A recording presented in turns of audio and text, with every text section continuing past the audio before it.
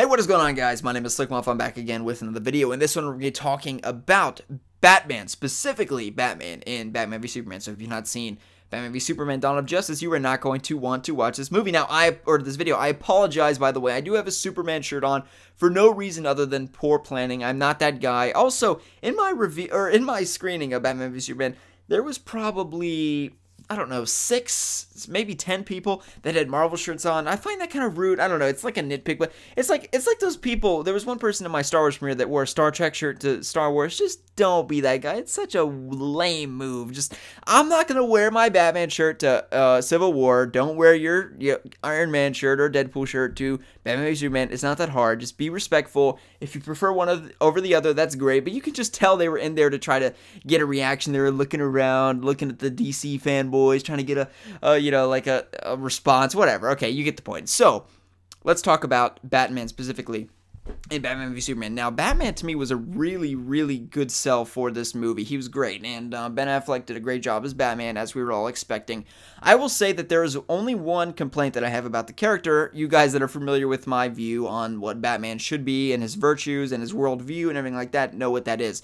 And we're going to get into full spoilers, so you guys have 5 seconds starting now to get out of this video. Otherwise, we're going to get into full spoilers for Batman v Superman, and you will get spoiled. Spoiler capture off. Let's get into it. Batman does kill in Batman v Superman, and those of you that know my view on Batman, I think it's inconsistent with the character's origin to have him kill, and I'm in favor of a Batman that does not kill for any reason, that always finds a way to do his job or task at hand without killing. And here's the problem with Batman killing. Okay, so in the chase scene we saw at the beginning, the first guy, he throws the car into a trailer. He in the Batmobile chase towards the beginning of the movie. He throws the car into the trailer. Like, they could have survived that. It could be alive. Okay, and then he throws the car off the road. It's like, again, it looks like that guy just died, but I don't know. And then the third one, he literally pulls out a minigun on his Batmobile and just lights the car up. And Zack Snyder's explanation for Batman killing in Batman v Superman is that, well, Batman never directly killed anybody. In essence, Batman shot the truck, and thereby the truck blew up. So in essence, the truck killed the thugs, not Batman. I was like, that's the dumbest bullshit I've ever heard, Zack Snyder. Don't you ever try to make a dumb explanation like that again. Okay, so Zack Snyder's trying to bullshit his way out of it. I don't know why. I don't know why he just doesn't double down on his decision. His decision was to have Batman kill. He should just double down on that. Here is why it's not as big of a deal for me as some of you thought. A lot of you were tweeting me and like, you didn't like Batman v Superman, did you? Because Batman killed. We know you don't like that, and that's true. You're absolutely right. I don't like that.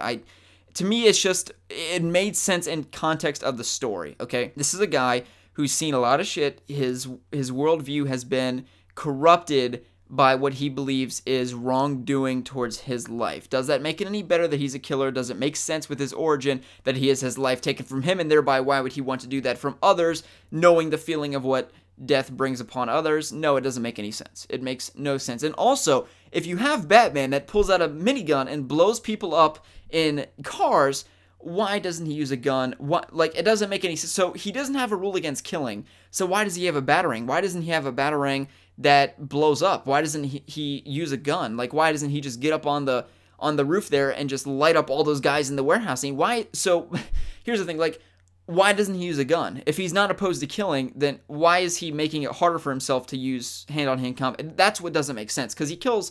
Somebody said they lost count after 16. He kills. He's a killer in the movie. I mean, there's no doubt about it. There's no, if you didn't see that, then you missed it, or you took a long bathroom break. He kills in the movie, no question about it. So that's the thing. It doesn't make any sense. Like his entire gadget belt is non-lethal, so it doesn't make any sense that he kills in one scene, and then he just, like, all of his equipment is catered to not killing, but he has a machine gun on his Batwing in the back. It's just weird. It's weird. Okay, let's talk about why it's okay, and why I'm not freaking out about it more than I am, because more than you expected. Here's the thing.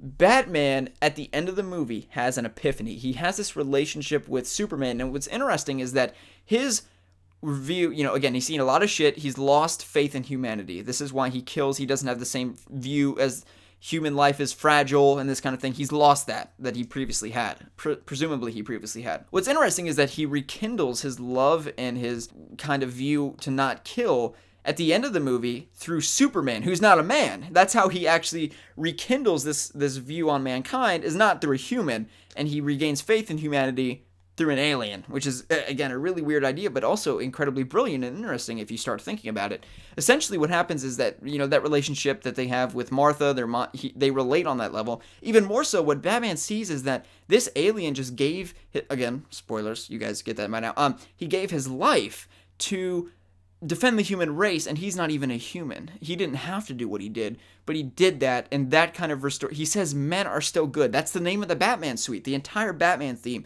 Men are still good. It's the most important line that he says throughout the entire movie. This movie, his arc is implicitly stated, not explicitly. There's nothing, Batman does not spell out, and Bruce Wayne does not spell out in clear language how his arc transforms throughout the movie. But in the end, he says men are still good. He has an epiphany, and he changes his view on mankind, which is redeemed through what Superman does. The best example of this that proves it completely is that he chooses not to kill Lex Luthor. Lex Luthor has essentially created this doomsday figure who's killed a lot of innocents, almost wiped out the entire east side of Gotham by the Bay. Okay, so done bad things. Or actually Metropolis. LexCorp is in Metropolis. He blew up the LexCorp building, I'm pretty sure. Anyway, Batman has had an epiphany. He decides, and the scene that tells it all, he decides not to brand Lex Luthor when he had the opportunity to. And this theme that men are still good, he has changed his view, and he will presumably no longer kill. That's the way I interpreted that line. His monologue at the end it's an epiphany. He says men are still good. Men does not have this corrupt, he doesn't view that men are just worthless and mankind is innately evil that he did at the beginning of the movie when he was killing. He's transformed that view, and he has faith now. He has hope for mankind. That is what makes it okay, is that Batman, presumably, the way I interpret it, film is an art form, everybody interprets it their own way. The way I read that final monologue, men are still good, and decides not to brand Lex Luthor, punches the wall, and of course, whenever he brands anybody, he's sentencing them to death. I think you guys know that, realize that from watching the movie.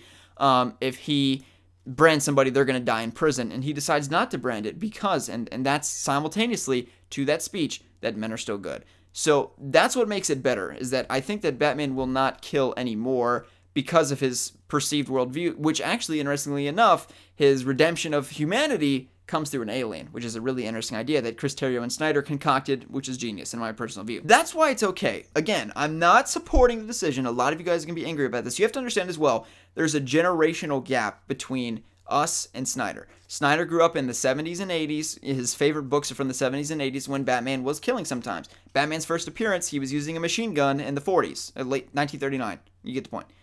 Around the time of World War II, he was using Tommy guns and everything like that, like we saw in World War II on thugs. Okay, so Batman not killing is not it is a well-known thing, and the thing it's in pop culture, and Zack Snyder is almost being a little snarky with having Superman and Batman kill, because everybody thinks they have this perception that Batman and Superman don't kill, and it's almost like he's trying to be like, I can have him kill. He can kill. They've killed in the comics, so they can kill in the movies, and I see that he's trying to almost force it down our throat, which is my biggest problem about Batman v Superman, is that it is divisive. It divides the community. Some people are going to really love what Batman did in this movie. Some people are going to hate it. Angry Joe, I just watched, he's really pissed that Superman died. He thinks it's terrible. I think was handled really well. So it's divisive. This movie is divisive. In some ways, it's good because we can make videos like this, discussion videos, and they're interesting, and I look forward to reading all your comments. In another way, I don't know if it's the kickstart in the DCEU that they were hoping for. I think they want us to all be hyped and excited together as one big happy fandom that are just ready for Justice League. I don't know if they got that because of how this movie ended and how Batman was handled. So you have to understand, again, you and I, probably if you're watching this, and especially me, I come out of an era of reading, modern day comics, late 80s beyond, and the Arkham games and stuff like that, where Batman doesn't kill. It's a strict rule, and I love that Batman. My favorite Batman to date is the Arkham Batman. No questions asked. My Batman is the Arkham Batman. There's no question there for me. He's cruel, absolutely, and that's where people get confused. Like, you don't like a cruel Batman? You don't like a brooding Batman? I mean, Batman in the Arkham games breaks people's arms. He breaks people's legs. Okay, he hurts people. But he doesn't kill. He has a strict rule against killing. He does not kill anybody. And of course, there's a fine line. He kills Solomon Grundy. Okay, there's a lot, like, Batman would kill Doomsday. Okay, like, but at the same point, he wouldn't kill Lois Lane. That's what I'm talking about. He wouldn't kill an average street thug on the just robbing a bank or whatever. That's the fine. I mean, he kills monsters. I'm not saying he wouldn't kill Solomon Grundy, but there's a fine line there. You get the point. There's limits on everything. He would kill Doomsday, okay? He would kill Doomsday. So, was it my favorite? If I was writing the movie, would I have Batman kill? No.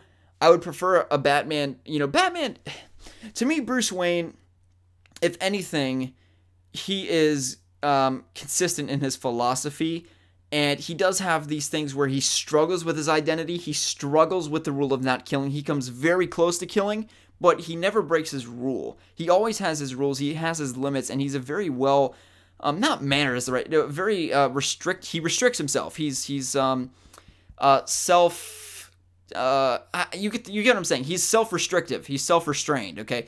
And in this movie, I feel like in having him kill, he almost doesn't have that, and I miss that. But I love Ben Affleck's Batman. Don't get the wrong idea. That's my explanation for those of you that are really worried as to, is Batman going to kill? The thing is, I think that this is a one-time thing.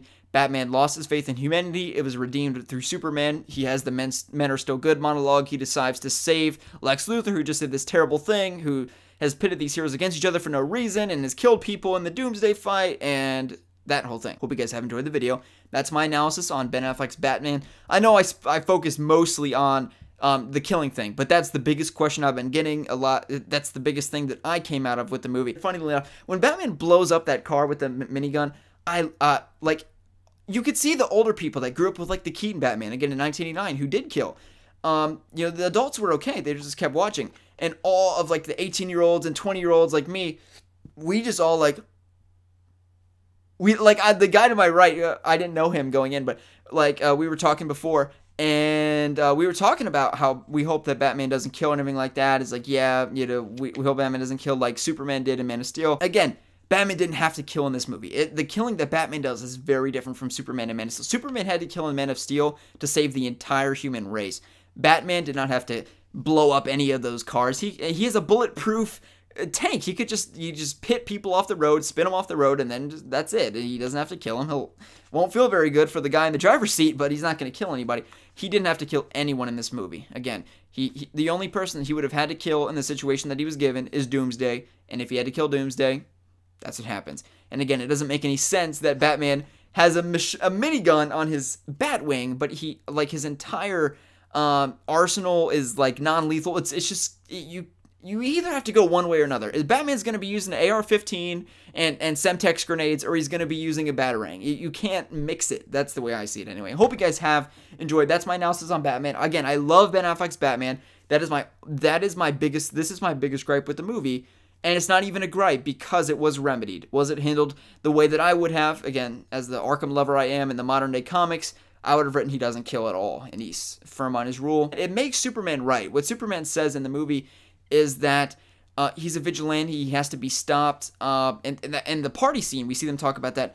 And if Batman didn't kill, I would agree with Batman. What he's doing, he's inciting fear on thugs. But there is no fear in death. There is no fear in death. There's only fear in pain. And that's what makes Batman so menacing. If somebody's just going to come and snap your neck, there's nothing to fear in that. But there is something to fear in pain, being pain, or being branded and knowing that you're imminently about to die or something like that.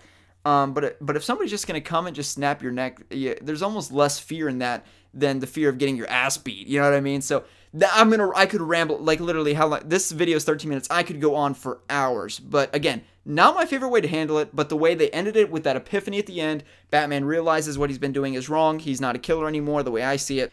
I think it's okay. So that's the way I interpreted that final scene. That's my analysis of the final scene where Batman has an epiphany. Men are still good. Let me know your thoughts in the comment section below. Do you agree with me? Do you think maybe I'm reaching too far and they're not necessarily saying that maybe he is going to kill in Justice League? I hope not. I hope that the backlash is loud enough that he doesn't kill. Then again, there's a lot of backlash about there being collateral damage in Man of Steel, and there's a shit ton more collateral damage in this movie than there ever was in Man of Steel. So what can you do? We can hope. So hope you guys have enjoyed. My name is Slickmoff, and we'll see you in the next one.